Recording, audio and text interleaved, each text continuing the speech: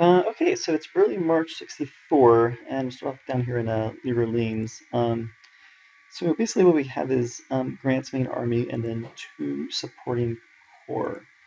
Um, One corps is going to go assault New Orleans, while the other two corps well, Grant's army and the other corps will head north. Our cavalry division will take Baton Rouge, which is an objective town, and our two river fleets will dock um, here in Port Hudson. Um, Farragut will come down and bombard the forts, which we need to take once we take New Orleans. Um, we're going to send a couple more units that we have around the Mississippi up here to try to get a little bit of control of more of the region before heading farther north.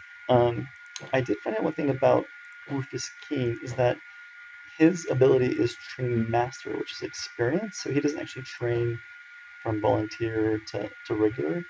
Um, so his ability is the same as the HQ support unit, um, which is different than um, Sigel and formerly McClellan and Halleck, who um, reg- train regiments to regular soldiers, which is very, very valuable. Nothing too much happening here in Virginia as the main focus is back to the west. Um, like I said, we're in a bit of a stronger um, position here now in Hickman, formerly Columbus. So General Udall has a very large force.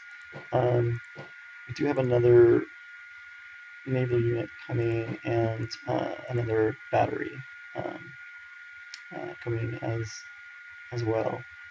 Um, we're going to send some more forces um, down here to just north of Nashville. Um, Here's the force in Pensacola. About you could call that a little more than three divisions, and then two divisions here in Mobile, Alabama. We have Wallace's two divisions up here in Selma.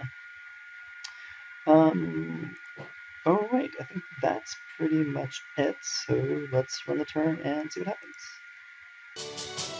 All right, we had a number of very small battles. Nothing really to show the battles themselves, as it was mostly just defeating the garrison units and so forth. We took New Orleans. Um,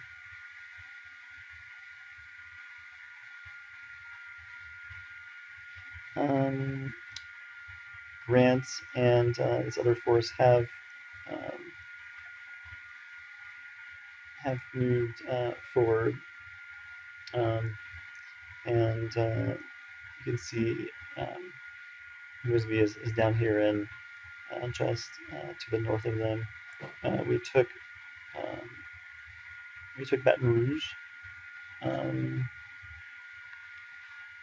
the railroad is still destroyed here and there, so it does prevent some movement to the south.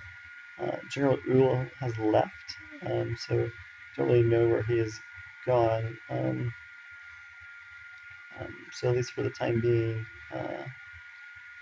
the threat to Western Kentucky is gone. A little bit of movement in Virginia. They brought in some more forces over here, but nothing uh, too big. Um, the railroad is still destroyed here, so we're doing a pretty good job with destroying the railroad. We did take the fort, um, and um, here is the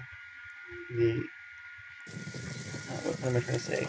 The basically the garrison is here. Um, they were not none of the garrison was captured. Um, okay, so the railroad is still destroyed there as well. Looks like we have Johnston back in. back here.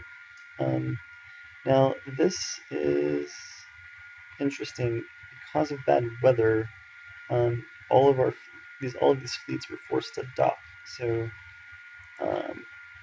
they're not able to stop movement this time. And actually, you can see the river may even freeze. So that's definitely worth noting. We do have two divisions here, and they're in pretty good shape. But I need to think about now if we want to